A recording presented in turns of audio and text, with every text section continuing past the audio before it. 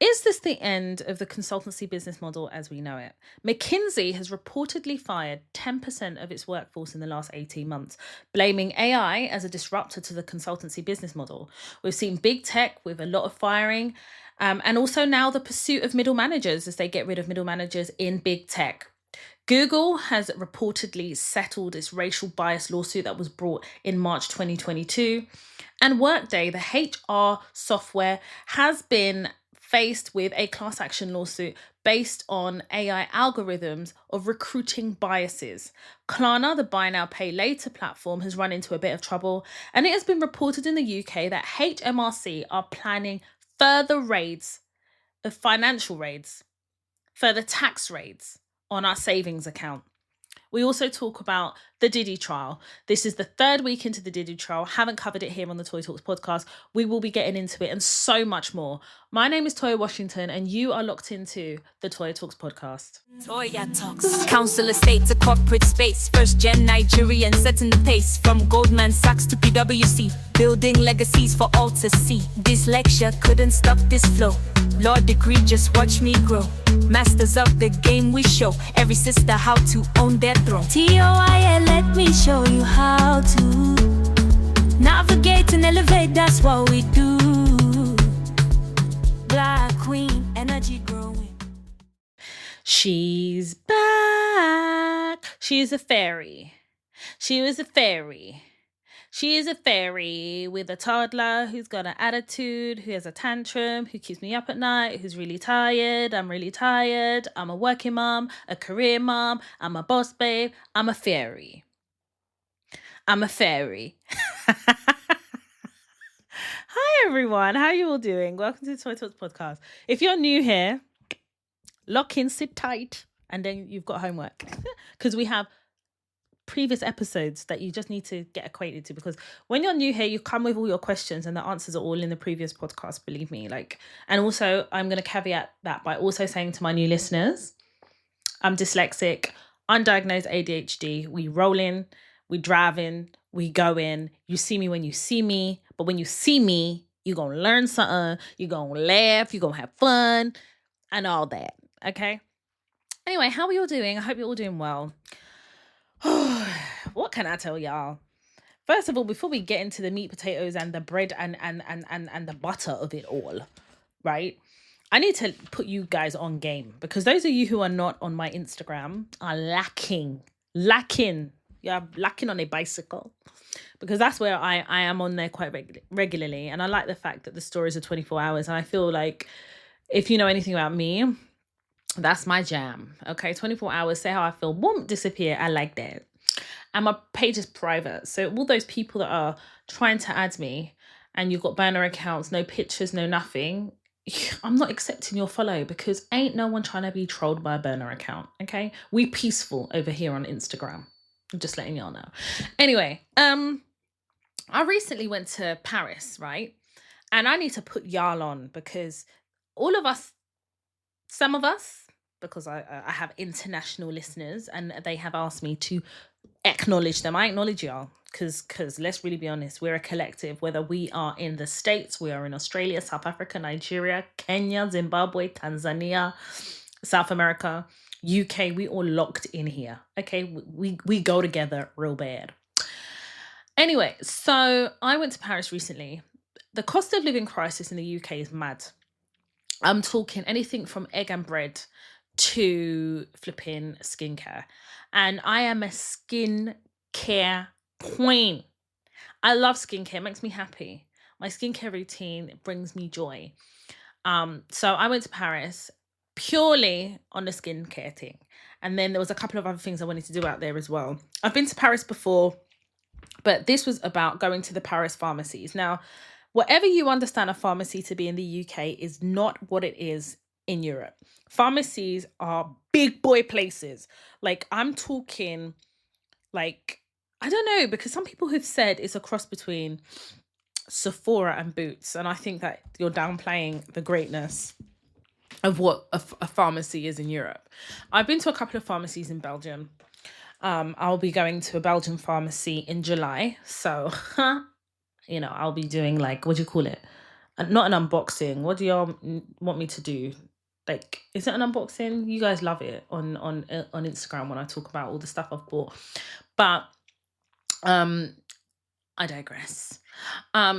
Paris has some of the best pharmacies, and anything from skincare, you name it, products that we don't get in the UK, because I think something that we lack in the UK is variety and options. Vitamins, for example, the cornerstone of vitamins in the UK is Hollands and Barrett's. And I'm sorry, but half of them vitamins in Hollands and Barrett's give me constipation. When I was pregnant and I had to take all my vitamins, literally, I spent 12 weeks being sick anyway. But part of that sickness was the vitamins that I was having from Hollands and Barrett's. It was just a load of crap. So for me to go to Paris is such a blessing. I always think travel, any type of mobility, is just such a blessing. 2 hours on the Eurostar. My train is at 1 minute past 6 a.m. in the morning. I got to Paris at about 9:30. And yeah, I just kind of went to the pharmacy. There was a couple of pharmacies I actually went to. I'd planned which ones I was going to go to. And it was amazing. The skincare is just fantastic, and they have staff on hand to help you, advise you with products. You tell them what your skin concerns are, or you tell them what you're interested in, and they can put you in the right direction. And the prices, so whatever price you get in that, you'll look fantastic, and that cult beauty, it is a cult. It is definitely a cult beauty, because they had us in a chokehold for a really long time. But I'm really sorry. I'm just not willing to pay those prices anymore. So in Paris, it's half price, literally 40 to 50% off, plus you get the 12% tax back. And in the pharmacies, the one that I went to, they do the tax back there and then. So I think on one of my shops, I got £45 cash back, and I'd spent roughly about £345. And I've got so many different products. I have a couple of skin concerns. So I was able kind of to speak to someone there, and I was introduced to products I'd never even seen before. I get all my daughter's products from Europe. I never buy, well, I say I never, but since she has been born, I haven't bought anything here. Before she was born, I was buying stuff as you would do as a new mum. But the reality is those products weren't great. Mistela is probably one of the better brands, but again, we don't get a wide range of Mistela here in the UK. So actually going over to Paris was brilliant. I just saw ranges and ranges of products from Mistela to Aderma. Nooks have a massive, massive range of products that hasn't even touched the surface here in the UK. And again, you get the tax back. So I was just really grateful to be able to just go out there, be introduced to new products, really upgrade my skincare. I'd made sure that I was running out of stuff by the time I was due to go to Paris. And I'm going to be going to Paris every quarter, every 6 months. I'll definitely be there. I got a load of vitamins. Those of us who are perimenopause, girl, I'm checking in on y'all. How y'all doing? Because sis is struggling over here. Again, when I went over to Paris, one of the things I had on my list is vitamins for perimenopause, and I did get those vitamins. I'm so grateful and so happy to have got those products, because in the UK they just don't do things for perimenopause, and I just question what is in these products, how they're made, what they're made of. Why am I feeling sick on a full stomach and having these vitamins? And also, I don't think we have a vast enough range of vitamins to suit different requirements that people will have. So I'm here to recommend a European pharmacy. My experience has been Paris. I would give it a solid 9 out of 10. I think that you just need to plan what you want to do, what time you want to go, how long you want to spend there, like really have it in your mind, like an outline of kind of what you want to achieve. I go to Belgium regularly because Kay was brought up in Belgium, so we do go quite regularly, and the Belgian pharmacies are just as good as the Paris ones. I just think Paris may be slightly better, but maybe because I've been to Paris, I'll look at Belgium in a different way now, because I kind of know what I'm looking for. But I'll be interested to see what perimenopausal vitamins they do in Belgium in comparison to what I've got from Paris. So I'm starting to take them. So hopefully, I can reduce some of the things I'm feeling from a perimenopause perspective. But yeah, no, it was great. I enjoyed it. And I definitely said to myself, when I come on the podcast, I've got to tell you guys, get yourself to the Paris pharmacies. Just TikTok, Google it. They have so many different pharmacies. There's one really famous one that's really quite narrow, and it's on 3 floors. But I feel like to get the full skincare experience, you need to go to more than one pharmacy. But that's my plug. I don't even know what to start with, darling, because there's just so much to get into. But I do want to provide an update because I did speak about the Google and I spoke about the class action that was happening based on racial bias, and that actually Google allegedly were willing to settle, but they had said that Black employees was not part of that settlement because their experience was different to what was being alleged in the class action suit. That has now been thrown out the window. The settlement does include Black employees who were affected by racial biases within Google, and I believe I don't know if the settlement is without prejudice. I'm not too sure, but they have settled $50 million, which is unbelievable. But the press are not really talking about it as much, and why would they? When we talk about racial bias, it affects minority ethnic groups. And I genuinely believe that the UK media will only report on things that position us as ethnic minorities in a very dubious, untrusting way. But when you have big corporations like Google doing settlements like this, I think questions need to be asked about what racial biases mean and how do they exist in the current society we live in, how it affects us, and actually what's happening. I think having this class action lawsuit has highlighted not only racial biases, but what these companies are aware that they are doing, and therefore willing to settle out of court because they know that if they were to go to court, it would fully expose a lot of the prejudicial practices that are happening within these big organizations. So I think it's always important to talk about it. And I've always said, I will talk about things that I feel like are pertinent to the ethos and the theme of this podcast, but also whatever is usually happening in the States usually happens over here. And I definitely want to bring a lot more US based stuff here as examples of things that not only we're experiencing, of how things can evolve. I mean, a classic example is Donald Trump being re-elected as the president of the United States, and everybody's looking at that through a particular lens. And in my head I was thinking, okay, well, how is it going to affect us in the UK? So the trade deal that the UK's recently struck with the US is not necessarily surprising. Let's see how it benefits us in the economy, which means it probably won't benefit us. But also the by-elections that I mentioned in the last episode, where the Labour Party lost a lot of seats to Reform UK. Reform UK adopts a lot of ideologies that Trump has because Nigel Farage idolises Donald Trump. So if care is not taken, Reform UK will run this country. And a lot of what you're seeing in the US will be mimicked here. And it's important that we pay attention. And that's something that I'm actually going to say a lot. Pay attention. Because what you see on the surface isn't always what the truth is. I think it's important for us to actually recognize a lot of the signs that are happening outside of the UK as a kind of a glimpse of what could happen here in the UK. And it's a really frustrating time here in the UK because really there's maybe 2 major political parties here in the UK, and power shifts between the both, but they should merge as a party. I think Labour and Conservative should merge because their ideologies are very similar, if not the same.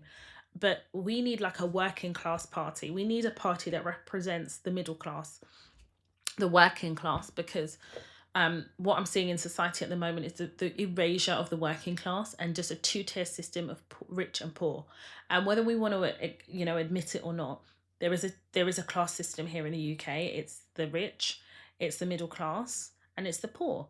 The working class are teetering, or actually quite comfortably sit sometimes in middle class, depending on the pay scale, because we need to have that discussion.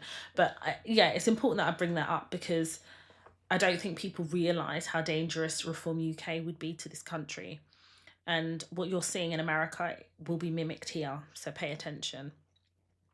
So I mentioned in the opener about McKinsey consultancy. Now, there are a lot of people that work in consultancies. I accept that. We have all walks of life, careers, jobs that listen to this podcast. But the reason I talk about McKinsey is not just for the people who are in the consultancy space. It's about how AI is being used in decision making and how AI will affect you. Now, it's really important that I say this because I don't think I've ever said this before. You need to be in front of AI. You need to understand how AI works. You need to know how artificial intelligence is used. It's not just about putting stuff into ChatGPT and hoping for the best. You need to understand how it affects your job, your work, your career, your existence. Because AI, according to Bill Gates, will remove at least 80% of jobs in the next 10 years. Now, if Bill Gates is to be believed, who is the ex-CEO of Microsoft, I think what it highlights is how important AI is becoming in life. And you need to understand it. It doesn't matter which sector you work in. I keep saying this, and I say this all the time. I continue to say it. This podcast is not just for people who work in the corporate world. It's the working world, and AI affects everybody in the working world. I feel like people don't know how to use AI, and I think people bury their heads, especially in this country. Keir Starmer is reportedly saying that he wants to make the UK the tech hub of artificial intelligence, and that's never going to happen. We will be lagging behind, the likes of America and China for sure. But the reality is, I think people don't know how to use AI, or people are using AI. I know a business that's using AI to avoid hiring a lawyer or somebody who understands contracts and consultants, because they think AI can answer the questions. They think they can plug things into ChatGPT, but that's just not how it works. You need to know what you're putting in there. You need to know that whatever AI is spitting out is accurate. And also just understanding what AI is being groomed to do. What is it being groomed to do? We have seen an advancement of technology in our everyday lives. You only have to go into your local Sainsbury's, Tesco's, Asda, Waitrose to see that you don't typically see a cashier at the till anymore. What you do see are these tills that you can use that don't need to be manned. That's how we're advancing in technology now. Or where you can just scan your receipt. There's a barcode at the end, and it allows you then to leave your supermarket. That's the advancements of technology that we're talking about. Or are we talking about people's ability to go cashless and not even require a bank card to pay for things, like a universal card that doubles up as your ID, your money and everything? That's the advancements of tech. That's the direction in which we're going in. So it's really important that you actually understand how technology is advancing, how it is affecting you, how it will affect you and your job, and your careers and your everyday life. So in as much as McKinsey have reported firing of 10% of its workforce in the last 18 months, they can blame AI as a disruptor. But ultimately, if we understand what AI is to be used for, that whole consultancy business model is looking quite shaky, for sure. Because a lot of people bring on consultants as subject matter experts on a particular area, or to fill in skill sets that are missing for a particular organisation, and they charge millions. They charge companies, not thousands, I mean millions. If that project is big enough, they won't get in independent workforce. They'll just go to a consultancy like Deloitte, PwC, EY, KPMG. And actually, organisations are using AI as a tool to mitigate those high costs. So the question is, do consultancy firms like McKinsey lower their costs to be able to be seen as more competitive? And the answer is no, because what you're looking for in AI from a consulting model is the automation. It's the ability to not need a physical person, but then reduce your workforce to a point where they're solely dependent on AI. I think what is really scary is the job market at the moment. And, I talk periodically about the job market and how I see the job market, and it's really bad at the moment. And I think it's across a lot of sectors, multiple areas. The job market is really bad. I think one of the reasons it's bad is because of the increase of employer national insurance that they have to pay. So companies are looking for where they can save costs, and kind of mitigate the increase in the NI that they have to pay. And I think it's pushing organisations to squeeze its current workforce. And despite the fact that we're in a new financial year, I think organisations are looking at how they can maximise profits without having to spend too much money is the truth. And if we know anything, you know that the workforce, bums on seats, as it's often been referred to, costs more than anything else. I think it accounts for more than 50% of the spend is the workforce. So you can then understand why AI is looking quite attractive in replacing certain jobs and replacing workforces, because you're saving millions of pounds every year. The more advanced AI becomes and the less you're dependent on human beings. Workday. Now, I had this conversation with my husband about Workday, and Workday has always troubled me. So if you don't know what Workday is, it's a HR software. So some organizations, when they've advertised jobs and you click, it takes you to this platform and you put in all your details. Sometimes you can upload your CV and it kind of automates what you've put on your CV and fills in the sections for you. But effectively, it's how you apply for a job at organizations. So for example, if you've seen a job maybe on LinkedIn and you click on that particular job, sometimes it will take you to the organization's intranet, sorry. You can apply for the job there, or you can apply by attaching your CV through a LinkedIn site, or it will take you to a independent third-party platform called Workday. Workday also, when I worked in a particular organisation, they also use Workday to do like annual leave and stuff like that. But for the purposes of this class action lawsuit, it's more about when you're applying for roles, organisations basically subscribe, paid for this third-party platform. So the class action is actually being brought against how the algorithm has been programmed by AI, and there are recruitment biases. Now, the plaintiffs in this class action are all over the age of 40 years old. A spokesman recently confirmed. And I think as the information is being released about this class action lawsuit, the reason I'm raising it is because it's been brought in America. Whenever kind of these big massive lawsuits come out, it's usually in America. Again, this is why I say to you all, it's really important that we know what's happening, because it does affect us. This Workday bias, this Workday HR software platform affects us, because when you are applying for a job here in the UK, that same US based platform, that software, Workday. So I'll be interested to see what happens here in the UK, which is usually nothing, let's be honest. The movers and the shakers of such class actions usually come from the US, I've got to be honest. But my brain always thinks, well, this is a platform potentially I could use, or I have used in applying for roles. How does this class action suit affect me? What they're alleging and the result of. And I've used Workday. I used it recently actually. And when you apply for a role through Workday, almost immediately, if not a day or two afterwards, it will just spit out if you have been shortlisted or not. And that's weird to me, because it's weird because I just don't understand how you shortlist in that way. But if you understand the advancements of AI and technology, then you'll know that it is an artificial intelligence backed algorithm that sits at the back of Workday. And if it's been programmed in a certain way and you haven't met a certain criteria that the, you know, what do they call them? I can't remember now. Oh God, my brain. The programmers, let's call them the programmers. If you don't hit it, then it'll spit out you're unsuccessful. Now, it's a bit weird that the plaintiffs are all over the age of 40.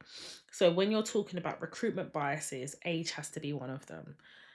They're also, as part of that class action, it's bias in terms of race, age, and ability. And you've got like big companies that use Workday. So for example, Netflix, Bank of America, they all use this platform. So I definitely will be keeping updated with what happens with that class action, the result of it. And I'll be updating you as it progresses, because if you think about how AI is advancing and how organizations are using it, then clearly it will be used in a recruitment process. HR, whenever I've worked in certain places, HR are usually, when we're looking at kind of slimming down a workforce, they usually butcher HR first. Like, they usually get rid of them. So a lot of organizations are then replacing HR with what? AI. So it's very important that we understand what's happening with Workday. So I'll keep you updated, and I'm letting you guys know for your information. Klarna. Buy now, pay later. Why not? If you don't have it, you don't buy it. I feel like Klarna is very exploitative, and I really hate it when I see big businesses, small businesses using Klarna. And somebody will be screaming, well, you all got to make money somehow. But the reality is, there are some people that are not in the financial position to afford certain things, right? And some people do not have a developed understanding of financial literacy and understanding. I, for a very long time, did not have financial discipline, financial understanding, didn't have it. So something like Klarna, when I was in the financial crisis that I found myself in, would have been abused. It would have been abused. I used to tell people when I was in uni that credit cards and overdraft is free money. This is the mentality I had, because we weren't taught in schools to have financial discipline. Financial literacy and education was not provided. They told us you pass your exams, you do this, you get a job. They didn't tell us anything about tax, how it works, investments, financial literacy in terms of like your credit scoring, your relationship with money. And from the community that I came from, it was important that we understood how our relationship with money stood and what we should aspire to. These things were not taught.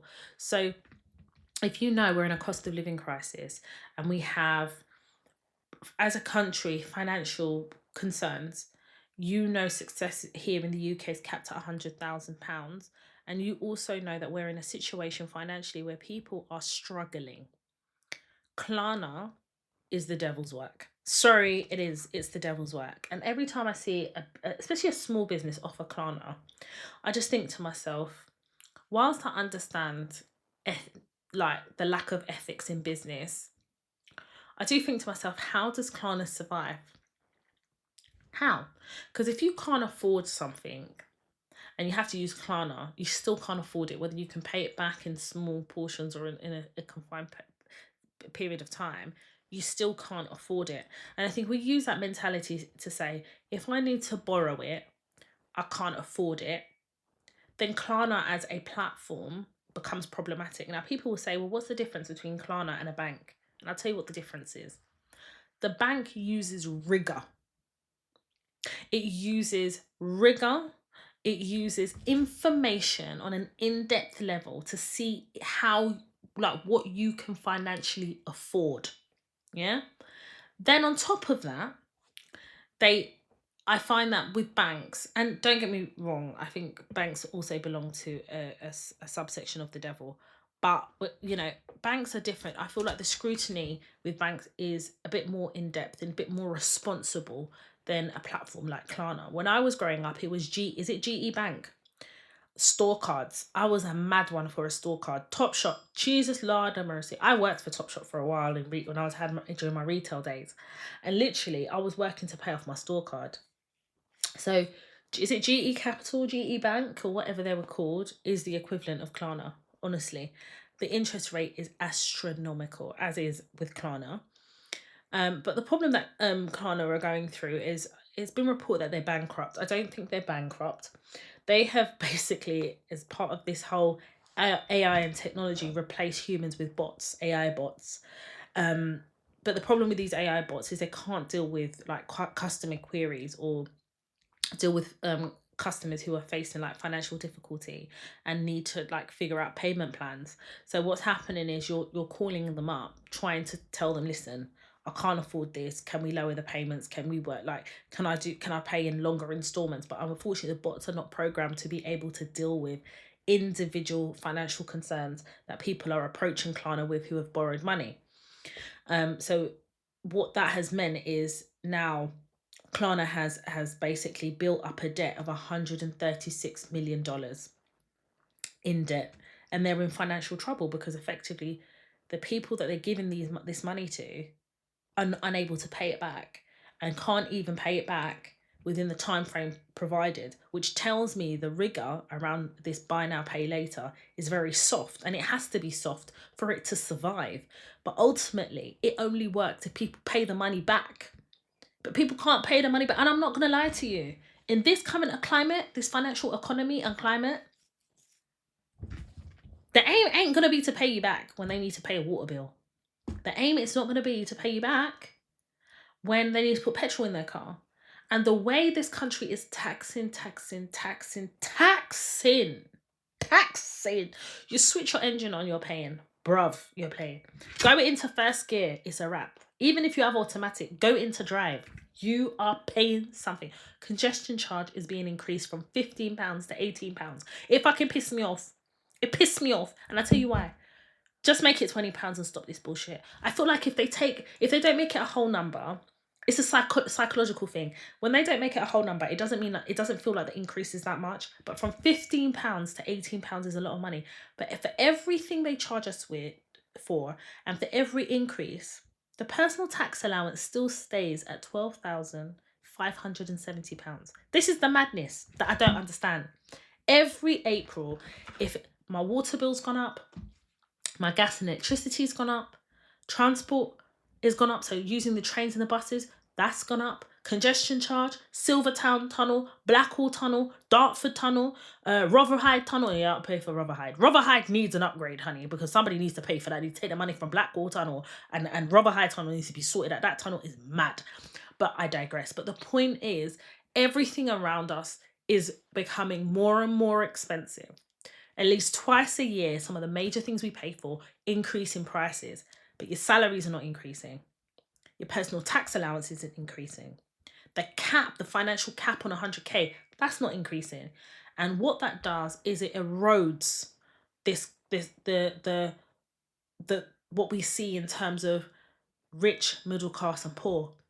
The middle class gets eroded and it becomes rich and poor. So the fact is, if you remove that middle class and you have rich and poor, you could be earning 80 grand a year and still be classified as poor, because the gap between rich and poor will be wider.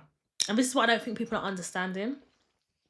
And this is what I've always said, the business of being married.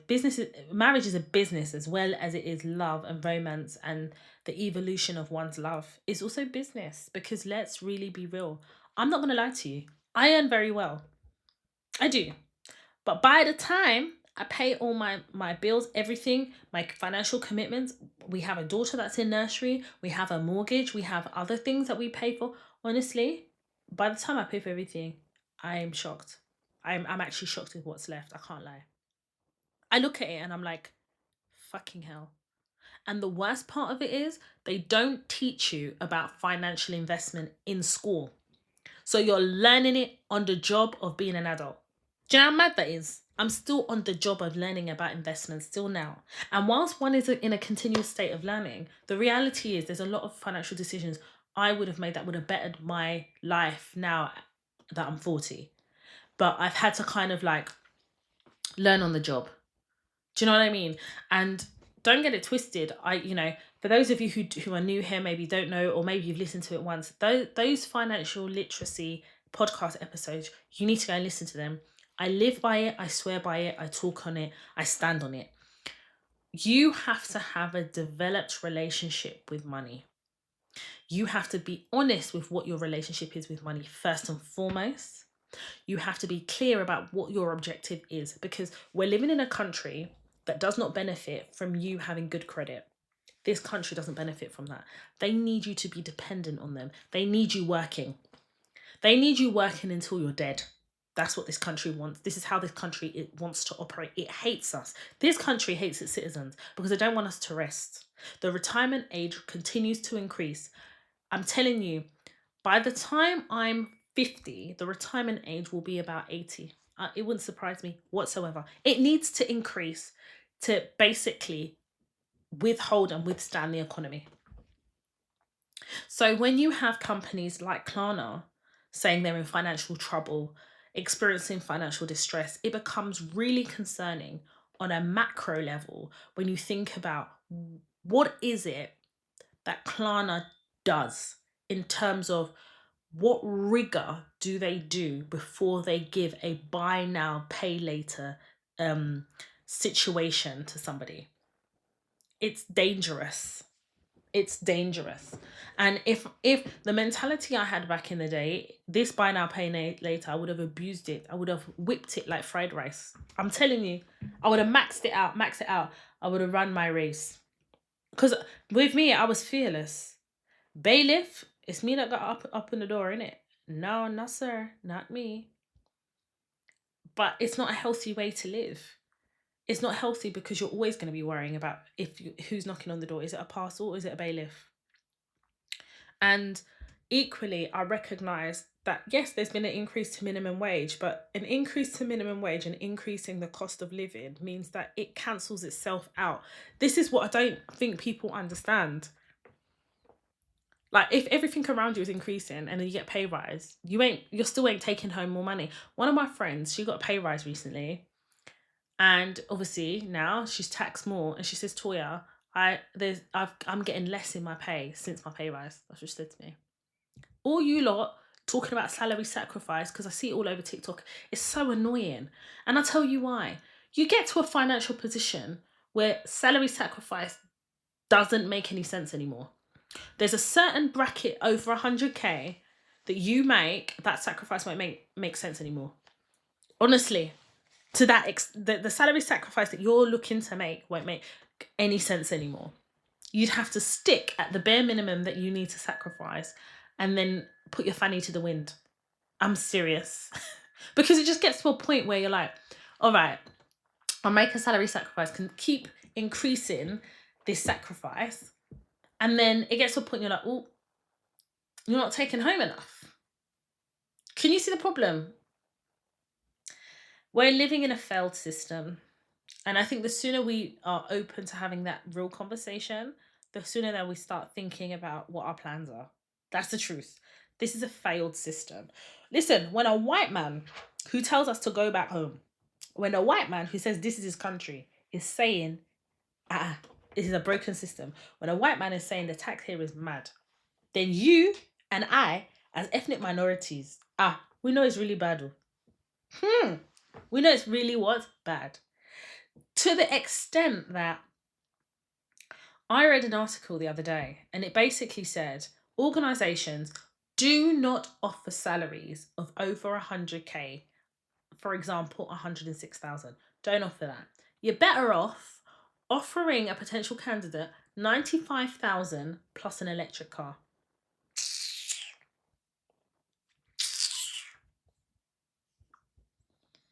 And even that electric car that everyone's talking about is not cost effective anymore, because they're starting to charge now for electric cars, aren't they? The whole media onslaught of, petrol cars, the environment, oh my god, diesel cars are the devil, petrol, Thunberg, running up and down screaming in everybody's flipping face. Now look at it. Electric cars, you don't have to pay for this, or you get this benefit. They're removing it now. They're charging you for your flipping electric contraptions. Because me, I don't want an electric car. Sorry. Listen, when it comes to electricity, I'm concerned. You understand? About the money and about the safety. I don't like electric cars. But the point is, it's not cost effective anymore. But in that situation where you're offering a candidate 95k plus electric car, it becomes economically beneficial. And remember, if you're under 100k, you still qualify for child tax credits. So it's a win-win if you have children, that is.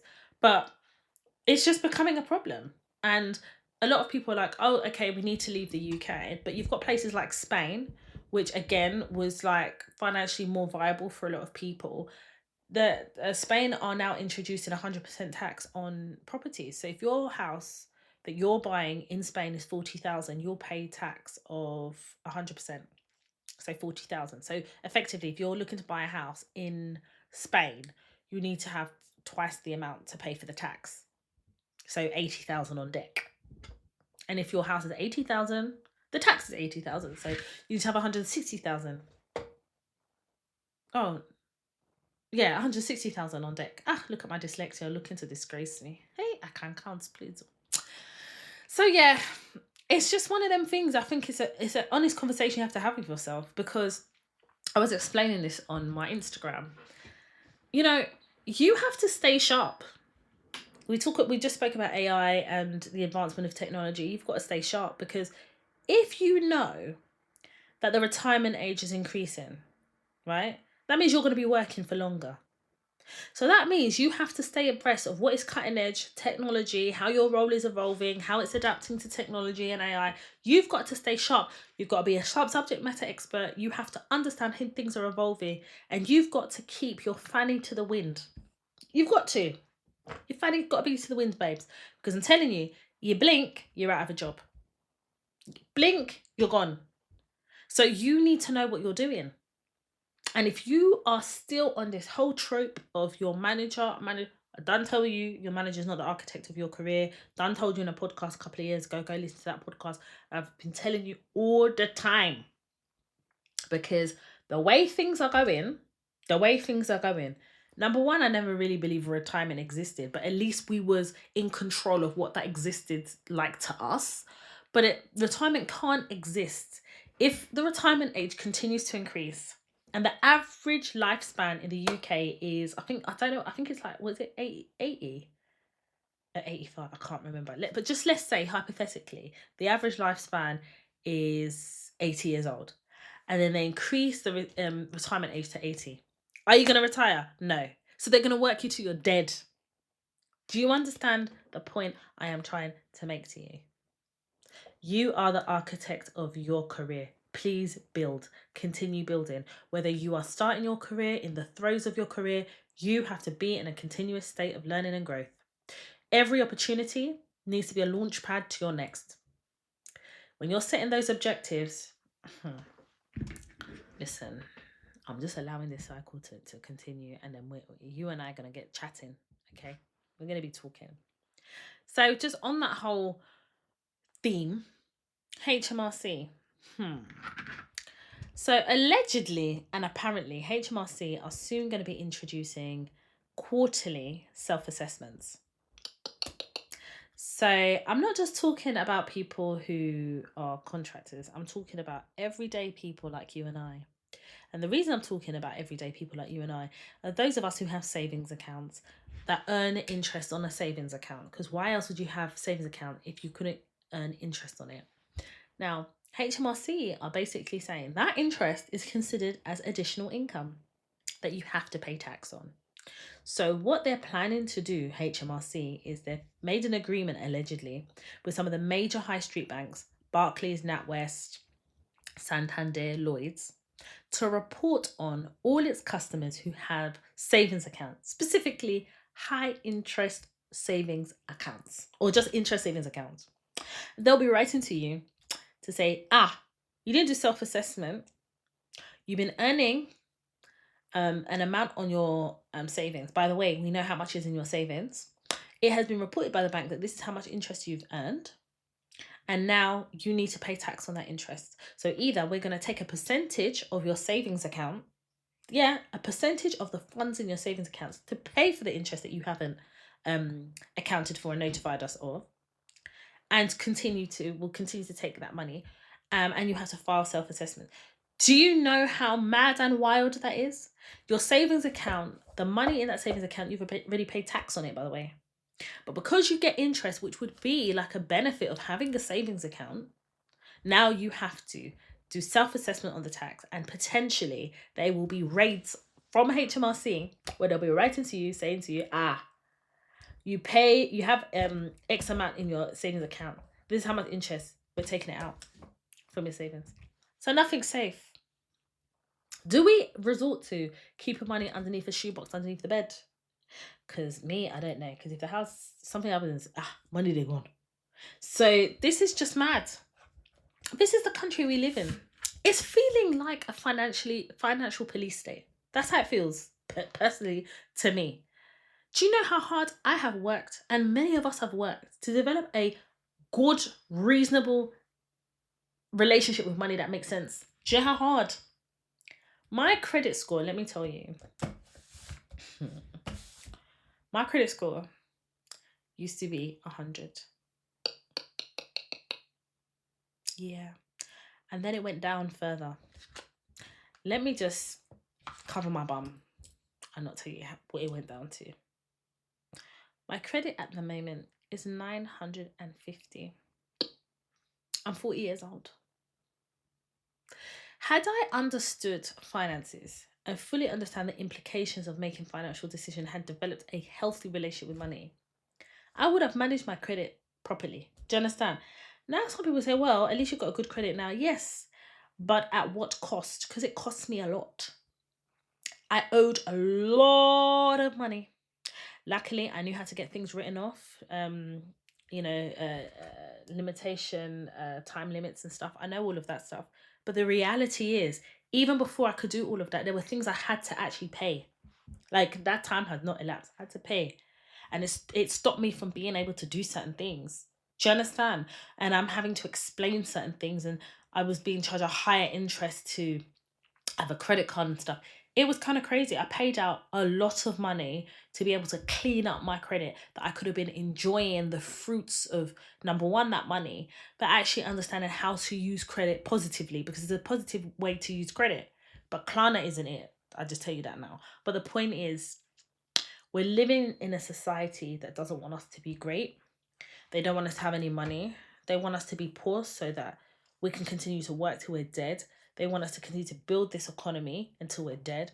They want to tax you in every which way they can. If you have a hustler mentality, for example, and you're like, right, on a side business on eBay are now reporting the money that you're making. So any which avenue there is of growth, this government, this society in the UK that we live in, blocks your progress. This country is an enemy of progress. I'm telling you this right now. I'm telling you that your success is limited to 100,000. And 100,000 now is not as much as 100,000 back in the day, because of inflation, because of the cost of living now. 100,000 isn't as much as you think after tax, because that 100,000 in a year, your actual take home after tax, I think, did they say it's like 60,000 or 70,000, something like that? And the rest is going towards tax. It's going towards your healthcare that you can't have access to. It's going towards your healthcare. You can't get an appointment with the GP, can't get test results, can't even actually go in and get blood tests. Yeah.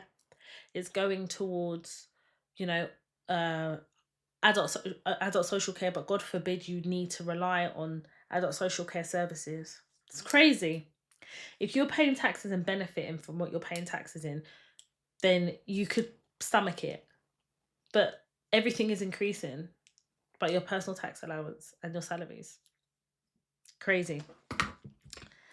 Crazy town. So I recently read a article about hybrid working and how it disproportionately affects it disproportionately affects women. How companies are removing hybrid flexible working and demanding that staff work from the office.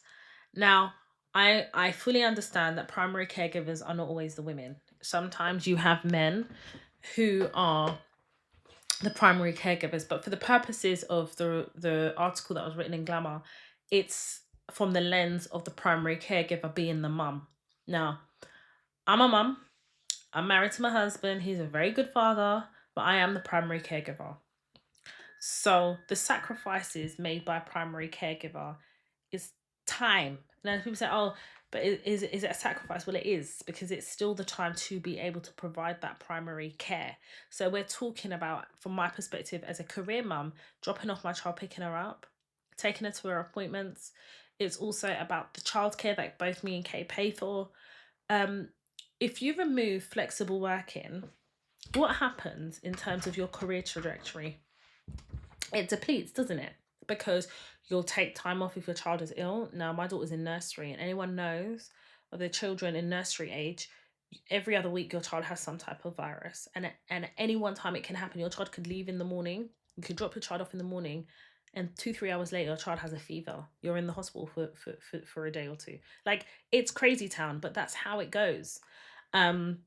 And when you're a career mum, you're then balancing all these other roles as well, because you're looking after the house, you're doing whatever you need to do in the house, you're catering for your child or children if you've got multiples, and you're still required to show up in the full capacity of whatever your job is. And as a woman, that's crazy. We know like the inequality in terms of the pay gap between men and women already. Then when you remove flexible working from women, you further deepen the pay gap, because then you're having to reduce your hours, go part-time, but it affects us at a disproportionate level because we're already disproportionately disadvantaged. It's scary that you could be working on a hybrid model, maybe once or twice a week in the office and the rest from home, or fully remote. And then an employer just one day says, right, when they hired you, yep, we've got flexible working. And one day they draw the gauntlet and they're like, right, everyone return back into the office. Do you know how much upheaval that is for a mother or a family to be able to adjust their life to now being in the office? What about the financial impact of then having to pay for additional childcare? So either you drop your child off earlier at a nursery or a school, breakfast clubs and things like that, they cost money. Some of these things are not covered by the child tax allowance, so you're having to pay for that. And remember, with the child tax credits as well, there's usually a top up that you're required to pay. The child tax credits doesn't pay for, so if it's child tax credits for a certain amount of hours, you still need to top it up. Like it doesn't cover everything. So now if you are now having to go into the office Monday to Friday, you're having to drop off your child earlier, so you have to pay for it, and require after school services, maybe from the school, childminder, I don't know, but you're then having to pay additional funds now, because that 9 to 5 is not reflected in the education system, is it? You work a 9 to 5 or a 9 to 6, your child's school starts at 9 and finishes at 3:30 or 3 o'clock. How can you juggle being a parent, a consciously active present parent, and then go into the office 5 days a week, 9 to 5, 9 to 6? That's mad. Or sometimes 8:30 till 6. It's just crazy to me. It just doesn't align. So organizations now are increasingly asking their workforce to come in 5 days a week, and they're saying it's shared collaboration, interaction, it's in improving the growth of a company. But that's all shit, because COVID proved to us, if there was ever an experiment about kind of the workforce, it would have been the pandemic, where suddenly organizations understood, or the ones that didn't quickly learn, how to utilize its workforce and work remotely, how to utilize things like Zoom and Teams, not Skype, because Skype don't exist anymore, but being able to actually connect remotely and deliver. Organizations, reportedly, there was many organizations that did financially really, really well working remotely. In fact, you work longer hours when you're remote, actually, because you have the ability to start earlier. You work through lunch. Maybe you work at your desk in the same way. You log off at 5 and log back in at 8 when the children are asleep. So there are so many benefits from working remotely. Now, don't get it twisted. If you're new to the working world, I can understand how being in the office is beneficial. I mean, after all, many of us started working in the office. But the point is, for those of us who've had that experience, and as a Black woman myself, it's safer being a Black woman working remotely, or a hybrid model once a month in the office, because I can't be dealing with all that fucking politics. The politics we deal with on a remote level is already at a point which is annoying. Can you imagine five days a week? We talk about the financial burden of now having to go in the office. The cost of travel is mad. Before 9:45 to go into London is £50. £50 there and back. £50. After 9:45 it is £25. Is it £25 return? I think it is, yeah. That's a lot of money, and it continues to increase. So it's not like, there is like they haven't introduced something that says, well, if you go to work within a certain time, so if you get on the train, then it's like 20% off what it, like they haven't come up with the initiatives that make the transport system financially viable here in the UK, it's really, really, really expensive. Taking my daughter out on the weekends into London is very expensive. And whilst, you know, she's still too young for us to be charged for her ticket, me and my husband's ticket is very expensive. And people say, well, you live outside London. Yes, but y'all in London are still paying very high price for the cost of travel versus what you get. By the way, the bus driver, the train drivers are still late. Some of them ain't opening the doors. There's not enough space on that transport system. So let's not talk like, oh, all the money is going into investing in the transport system, because them chairs on the train are still dusty, crusty, and rusty.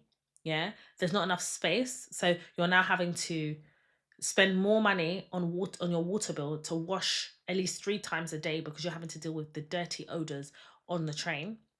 Yeah, there's a lot of cost associated to in transport. It's not just a ticket. People don't understand. So yeah, I mean, Glamour magazine did a piece on it, and they reported that 50% of women are leaving the workforce after the first 3 years. And I understand it, because you're leaving at 56% because you're now having to go into the office, and the cost of childcare versus how much you make is probably even, so that make no sense anymore. But they cut the benefit system, so they don't make it even easy for you to be on benefits. It's mad. It's just crazy. It's crazy town. Absolutely nuts. I need to tell you about a little experiment that happened in 2024, and it's to do with LinkedIn. Oh god. So there was a lady called Aaliyah Jones. Aaliyah Jones is a black woman, and she works in the creative space, and she was trying to get a job through LinkedIn, and she couldn't get a job. It was going on for months. And yes, she had saved some money to kind of deal with kind of the gap between her being in between jobs. But she decided to conduct a social experiment to expose the racial biases in corporate hiring. What was supposed to be a 1 week experiment lasted for 8 months. And the results were shocking. So what she did is she changed her profile picture and changed her name to Emily. And the profile picture was of a white woman. Same resume, same skill set, nothing changed in terms of like things like that, just the name and the picture. So she no longer had a picture, no longer had a name, she changed it. And where recruiters had previously refused to connect with her on LinkedIn, suddenly, as soon as she changed her name to Emily and her picture, they started to connect with her. She started getting interviews. She started getting roles referred to her. And what would happen is she would go as Emily and then turn up as herself. And then what she was finding is that either they would cut the interview short, or, you know, they would long her interview off to make it seem like she didn't get the role because she didn't meet certain requirements, when clearly the requirement has to do with race and has to do with other biases, you know. And what she found is that when she was applying as herself, that what would be advertised, say, as a 2-stage process will suddenly be a 5-stage process. So the barrier to entry got higher depending on if she was herself versus if she was Emily. To be honest with you, when I read it, I was shocked. And then I went on her TikTok where she further explains like what she did and why she did it. And like, we understand as black people, specifically black women, we understand that being black in corporate spaces is a very unique experience. But when you see it in 4K, so like this experiment, it really makes you think about how many roles you haven't gotten, or how many times you've been overlooked because of your race, because your face doesn't fit, because your name. Because even if you don't have a picture, they'll make an assumption based on your name, which is crazy talk. It took 2 days to replace the Pope. But we've got organizations giving you 4 to 5 layers of interviews. That's mad. And then on top of it, they want to pay you the bare minimum, but they want the maximum through an interview process. Is wild. I think what it goes to show about LinkedIn and other platforms is the racial biases that sit in them and the racial discrimination in corporate hiring or in any form of hiring. And this is why I always say, okay, you have to be the best of the best. As Black women, we have to be the best of the best. We don't have a choice, because this is the only way that we are able to differentiate from what everybody else has. There has to be something that gives us the edge, because if we're not over and above and beyond, we're not getting recognized. But the bar is so high for us. And then you're working with people that haven't even sat one GCSE in their life. But here you are with your PhD, your master's, all these degrees that you have, but the person you're probably reporting into has been I call them racial social climbers, and are only qualified via experience that somebody like us has had to give them by training them. Do you know how crazy that is? So let's talk all things the Diddy trial. So this is now the 3rd week of the Diddy trial, and I have been following. I'm going to put a link in the show notes description of the lady I'm following, who provides amazing updates. I mean, amazing. Short, sharp, punchy, detailed. Short, sharp, punchy, detailed. And she whispers, which I love, because it's forcing you to really listen to what she says. I'm sure that she didn't see it as a business, but the business model is amazing. How she communicates the information, the detail of that information. And actually, she's given me an opportunity to really understand how the court system works in the US. I've done some of my own research as well. I've got people that I know that work in the US justice system, so they're able to tell me, especially in the state of New York, how things work and stuff like that. So I've done a bit of research also, but I just want to give you a short, sharp synopsis of kind of his charges and some of the witness testimony that has been provided. So Diddy has been charged with a list of 8 crimes, and it has been alleged that the prosecution only have to prove 2 of the 8 crimes for him to be found guilty of a RICO trial. Now, which he's been charged with. Well, I don't really believe that, because if that's the case, they only have to prove 2 of the 8. Why charge him with 8? It just, something doesn't make sense to me. Now, the list of crimes that P. Diddy has been charged with is kidnapping and variations of kidnapping, arson and an attempt of arson or conspiracy, bribery of a witness, attempted and the conspiracy to bribe a witness, witness tampering, forced labour, aiding and abetting, sex trafficking, aiding and abetting, prostitution, prostitution, transportation, inducement, and drug distribution, and conspiracy to distribute. Now, Cassie's testimony was the first testimony. It's been alleged that she is the star witness in this trial. And to be honest, just high level, her testimony was very, very, very compelling. It was very genuine, in my opinion. It was very honest. And I think what really struck me was how honest she was.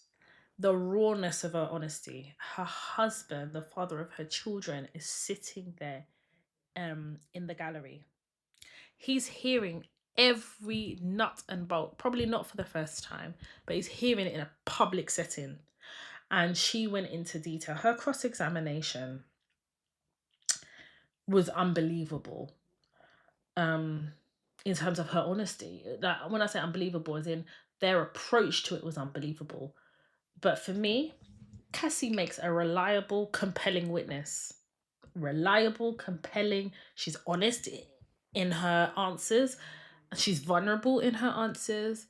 And I think that based on what they asked her, she was honest. And I think there are certain things that they couldn't explore, like her relationship with Kim Porter, all that type of stuff. But that would have led down somewhere that this case didn't need to go for the based on the charges levied against P Diddy. Bearing in mind that when Cassie took the stand, she was 8 months pregnant, so that level of vulnerability has to be noted. But what was also quite scary is that Diddy's team, whatever, asked for a fast track trial. That's why we're hearing this trial in May as opposed to next year or later on in this year.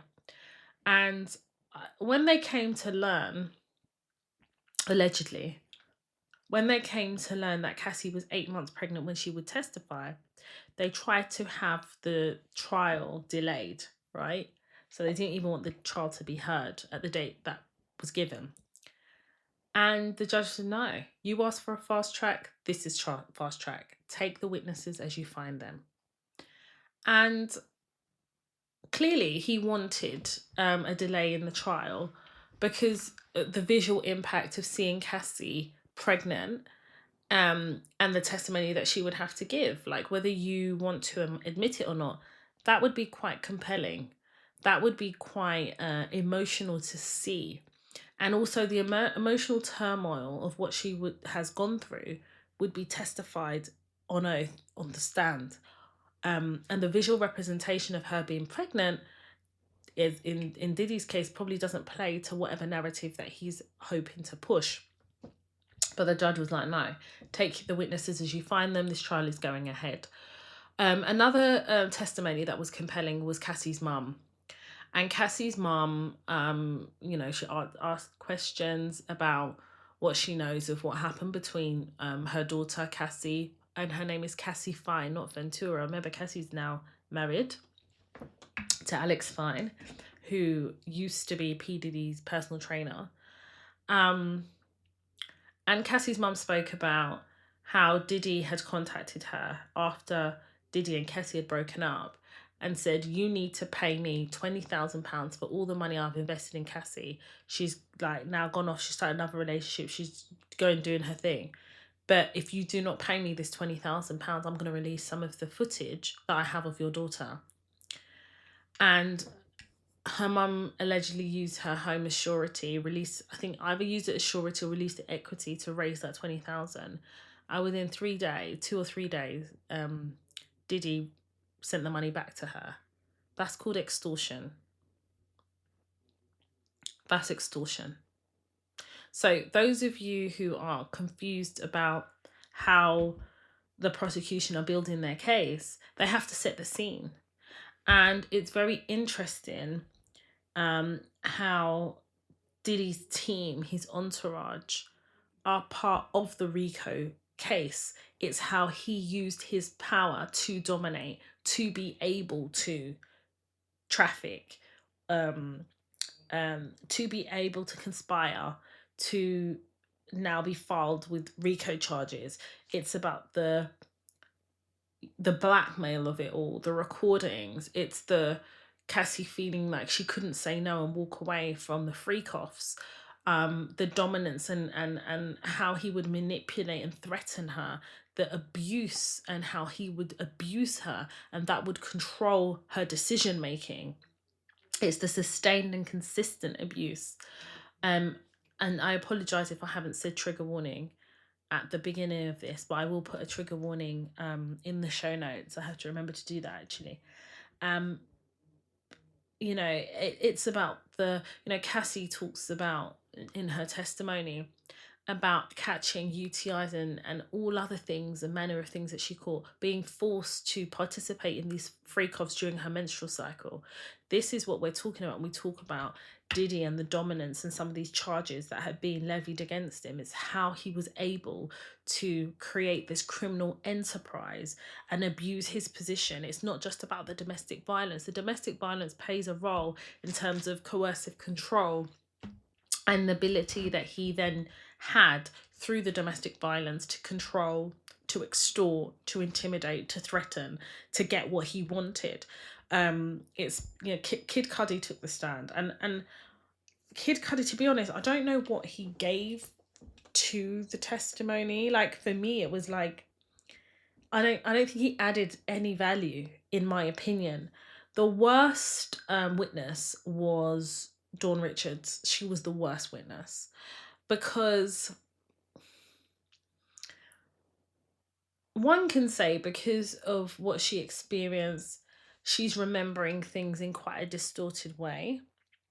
Things are coming to her later. We did hear witness testimony for somebody who deals with trauma victims of sex trafficking and domestic violence, and talks about how they recall information, how they relate and things like that, which was really, really informative. But Dawn Richards' inability to kind of be clear about her, like, her experiences, made her unreliable, because what she had said to the prosecutor and what she was saying on the stand was slightly different. And we're talking about reliability here. You know, whatever you think of P. Diddy, his life is on the line here. So if we know that he needs access to a fair trial, part of that fair trial is painting the witnesses as unreliable. And it was easy, out of all the witnesses, it was easier to paint Dawn Richards as an unreliable witness. Bearing in mind, she has a civil lawsuit currently pending towards P. Diddy for a lot of the things that she testified on the stand. We've heard from P. Diddy's personal assistant that is going by a pseudonym as Mia. And Mia talks about being sexually assaulted by P. Diddy. She talks about her life, the things that she witnessed, the abuse of Cassie, the abuse that she sustained at the hands of Diddy. And just it's the trial is interesting, I think, number one, because it's P. Diddy, and P. Diddy factored in a lot of our upbringing in terms of music. And for those of us that was born in the 80s and the 90s, even in the 2000s, P. Diddy played a really massive role for the culture, both in the US and in the UK. Up until recently, he was announced to be a billionaire. His music spans decades. It's also been well documented about his business approach. You know, he's quite abusive towards his staff. We witnessed it on Making the Band. He had another reality show, I think it's called Do You Want to Work for Diddy, or whatever it was called, how he interacts with, you know, people who wanted an opportunity with him in terms of the breaking music and stuff, and how he abused them, like how he treated them like they were nothing. And you're building a picture of a man to prove a lot of these charges. And so far, I think the prosecution are doing a really good job. I think the prosecution are very clear about kind of their approach. I think Diddy's defense, I'll give you an example of Diddy's defense. They didn't cross-examine Cassie's mum. They don't want to shake that hornet's nest. And what she testifies of under oath is clearly extortion. So I think P. Diddy's defense team were like, well, this is Cassie's mum. We shake the hornet's nest, and who knows what else is going to come out. So they chose not to cross-examine her. She made for a very powerful witness as well. Mia made for a very powerful witness. They had one of the sex workers. I think his name's the Punisher. His testimony was a bit wayward. I don't know why the prosecution. I don't know. I didn't understand why they used him as a witness. I don't get that. Who else? The stylist, I think his name's Deontay. He made for a powerful witness. He was very authentic. Diddy could be facing life in prison. You know, this is it's not child's play. This is serious. And personally, I think Diddy's guilty. It was alleged that he was given a plea deal, which he rejected before the start of the trial. And honestly, it wouldn't surprise me if he accepts that plea deal, the way things are going. It's also alleged that he's asked the judge for permission to convene with his defense team every day after the trial day, from 5 to 10 every single day. And I thought to myself, your team are working hours on the clock to defend you, and then you want them to work from 5 to 10 after a full court day. But that's testament of how he works. We saw him Making the Band. Unrealistic expectations of people, treating people like shit, treating people like robots, being abusive, verbally abusive. It's disgusting. So yeah, I mean, let's see what happens. I mean, the free cost, the drug use, the abuse, the domestic violence paints a very harrowing picture of Cassie's time with him. But I'm also going to be one of those people that says, I feel like they need to open up the case of Kim Porter's death. Honestly, I do think something's not right. If it is to be believed that Diddy had a hand in or allegedly paid someone to blow up Kid Cudi's car, together with the things that were found in the raids of his properties, this man is dangerous. Oh, this man is very, very, very dangerous. And the scary thing is, his whole legacy is now this.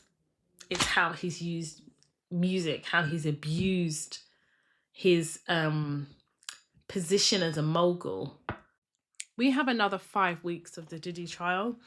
So again, it could go either way. It's not over till it's over, as my late father used to say. So I think it's important that we stay abreast of kind of how the trial develops. But the verdict, who knows how long the jury will take to reach a unanimous verdict. But what is sure, and what is for sure, is Diddy will never recover from this. And of all the pictures of his white parties, all the celebrities, it's interesting how no one's saying anything. But a lot of them witnessed a lot of the abuse. And I find it hard to believe that there weren't a lot of celebrities involved in the drug taking. But yeah, let's wait and see what happens in the Diddy trial. I just thought I would kind of give my update, tell you what I think, reaffirm to you what some of those charges are, because I feel like people forget what the charges are or don't understand why, they're really talking about kind of the domestic abuse and stuff. It builds a picture of a lot of these charges that have been levied against him. So hopefully, as this trial progresses, we'll be able to get a clearer picture of what, how the prosecution are proving their case beyond reasonable doubt. But listen, I'm going to leave it there. I just want to give you a few updates, what's going on. I have a couple of things I wanted to share with you guys. Like, I have some dilemmas, and my experience of a client where I work decided to scream at me. Yeah, because they weren't getting their way, so he was just shouting at me. And I dealt with him good and proper. Believe that. Haven't heard back from them since, but that's a episode for another day. I also want to talk in the next episode about Mael and Rode. So Rode is owned by, what's his name? Justin Bieber's wife. What's her name? I can't remember her name. And they're comparing the buyout by Elf. I can't remember how much they bought it out for. I think it's $1 billion or 1.3 billion, something like that. And they're comparing it to Mael selling their business, and how Rode has got a better response than what the founder of Mael got. The founder of Mael is a black woman, and she has gone on the record to say that there is a clear disparity in her treatment, and they both sold business to multi-million-pound corporations. But I think what the owner of Mael is missing here is the alleged change to the ingredients of what made her products popular, allegedly. But we can leave that for another day, because I'm going to do some extensive research and come back and report to y'all. But I hope you're all doing well. Thank you for rocking with me. Thank you for the love. Thank you for the support. Thank you for the emails in the mailbox. I read them. I see them. I appreciate you. And I'm going to leave it there. Thank you for listening. My name's Toya Washington, and I will see you on the next episode of the Toy Talks podcast. TOIA, let me show you how to navigate and elevate, that's what we do. Black queen, energy growing, no fantasy, just real talk. From classroom dreams to boardroom walk. Black woman power, watch it shine. Breaking barriers, redesigning time. From Tottenham roads to CEO, every step teaching what we know. Not just surviving, but thriving more. Opening every closed door. Toya Talks, Toya Talks, Toya Talks. Black queens to the top, and we're still going.